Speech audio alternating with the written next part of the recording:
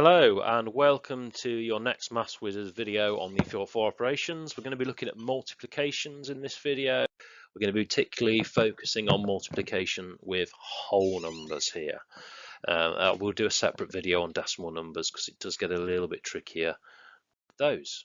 So if we look at our first example, we've got 89 times 6 here. So if we write it out like this, so we've got a 6 down here. So we do first 9 times 6, which is 54. So we write our 4 there, carry our 5 over. Then we've got 8 times 6, which is 48. Add on that 5 and you get to 53 there. So you've got 534. You can do this in another way with what's known as the grid method, which sometimes I've seen people use in classes before. So we've got 80 and 9. So what you do is you break the number down into tens, units. Obviously, if you've got larger numbers, you'd have hundreds, thousands possibly. So it does get a bit more complicated there. And we do it like this. So 8 times 6 is 48. Add on your 0 there. 9 times 6 is 54. And then you add those up like so. I mean, this gets, I feel this gets a lot more complicated when you're dealing with larger numbers personally, but you know, if this is the way that you prefer, that's fine. So here we've got 8 add 5, which is 13, carry your 1, and you've got 534 another way there. Okay, next example. So we've got 450 times 97. Now, you will notice here this is quite close to 100. So I'm going to give you a little tip when you're doing your multiplication with larger numbers. If you do a bit of estimation, so here we'd have 45,000. If we did 450 times 100, that's 45,000. So we know that our answer to this sum is going to be close to 45,000 because we've got 450 times 97 here. So let's have a crack at doing this properly then. So we laid out like this. Need a bit more space there, I think. Now you will notice you do need a little bit more space here, and this is the reason why. It's because we have to deal with our units first, which is our 7 units. So we use this row for that, the first row there. But then we have to do our tens on the bottom row. So down on the bottom row, we've got 9 lots of 10 there, which is why you write that 0 there. You don't just start from here because we're dealing with our tens. So now we go 0 times 7, which is 0. 5 times 7, which is 35. So we write our 5 here and you carry your 3 over. You've then got to do 4 times 7, which is 28. And you add on that 3 then, which would take you to 31. We then deal with our 9s here. So we've got 0 times 9 there, which is just 0. 5 times 9 is 45.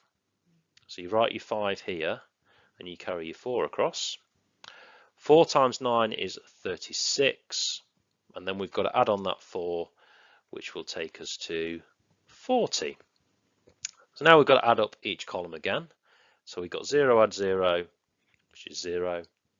5 add 0, which is 5. 5 add 1, which is 6.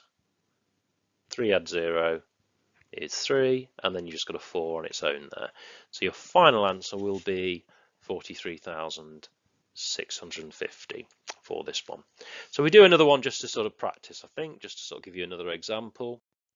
So we've got 355 times 87 this time.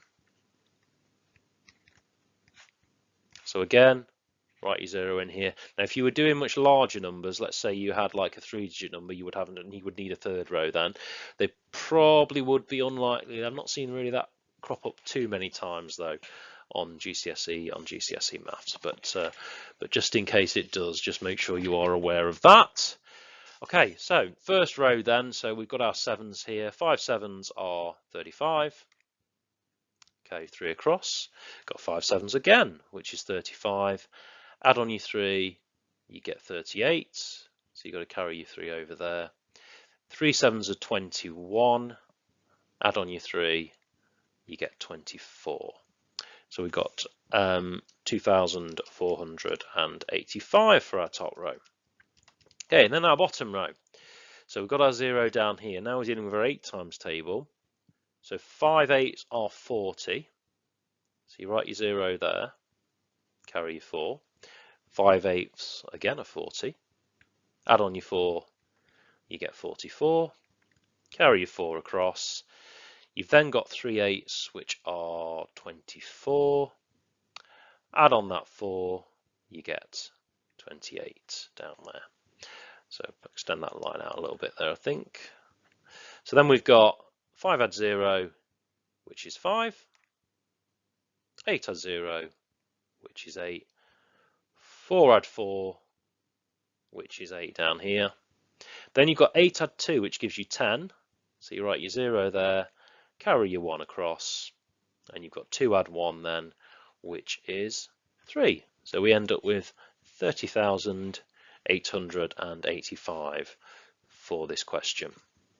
Okay, I'm going to give you 5 to practice then there. So pause your video, have a go at these, and then check your answers.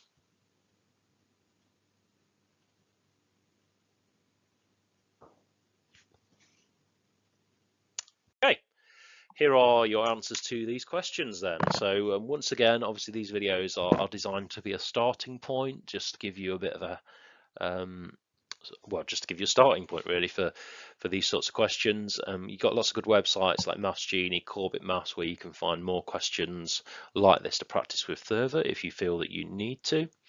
But like I've said, arithmetic very, very important for GCSE for that paper 1. You know, you will, if you do practice this, if it's something you're not so confident with, if you do practice, it will help you gain more marks on that paper 1.